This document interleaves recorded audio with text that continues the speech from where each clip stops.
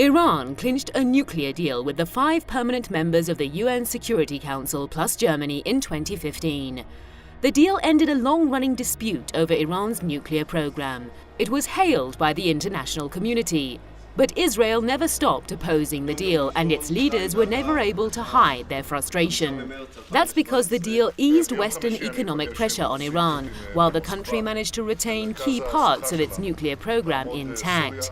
Israel was infuriated by the deal because it rendered ineffective the fierce anti-Iran campaign that gained momentum in the years before the nuclear agreement emerged. A new report published by Politico says Israel's notorious spy agency Mossad, under its former chief Meir Dagan, was the architect of the anti-Iran campaign. The report shows the heavy international diplomatic pressure, economic sanctions, and assassinations of Iranian nuclear scientists were all Mossad's work. Well, these revelations are showing how emboldened the Israeli government are.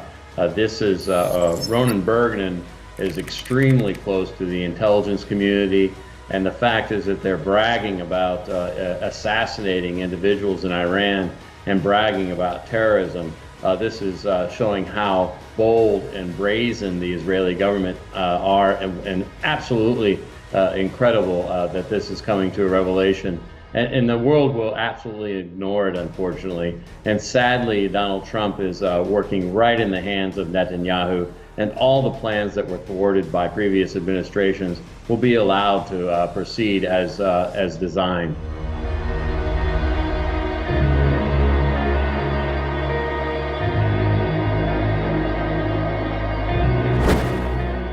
The report shows many aspects of Mossad's plan, including the economic sanctions, were implemented in coordination with Israel's allies like the United States.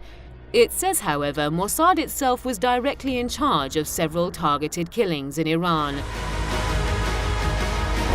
Among the victims of Mossad's assassination campaign was Masoud Ali Mohammadi, who had been awarded a doctorate in the field of elementary particle physics. On January 12, 2010, he was killed in a bomb blast outside his home in northern Tehran. On the morning of the 11th of January, Mustafa Ahmadi Roshan, another top nuclear scientist, was killed by a magnetic bomb attached to his car. Another victim was Majid Shariari, whose car was blown up by a limpet mine. Iran tracked down and arrested some of the hitmen who later confessed to working for Israel's spy agency. The absolute atrocities that have been conducted against Iran by the United States and their allies, Israel and others, has been over and over again proven to be terrorism. If Iran had done any of these things to any countries around the world, the world would condemn Iran in a New York minute.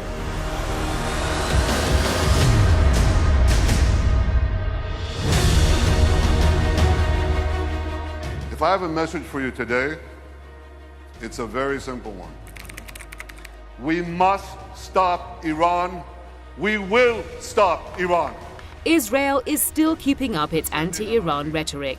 Israel's Prime Minister Benjamin Netanyahu has used the podium at a conference of the American Israel Public Affairs Committee AIPAC to attack Iran. Netanyahu has been pushing to derail the Iran nuclear deal, and in trying to do so, he has found a willing partner in the White House. US President Donald Trump has threatened to withdraw from the JCPOA in coming months unless what he describes as flaws in the deal are fixed. Observers believe the Israeli lobby in the United States is so powerful that the Oval Office occupants always have to keep it satisfied. Israel is believed to be once again using its influence over top American politicians to try to pressure its regional foe Iran. The coming months will reveal how successful Israel will be again in directing US foreign policy.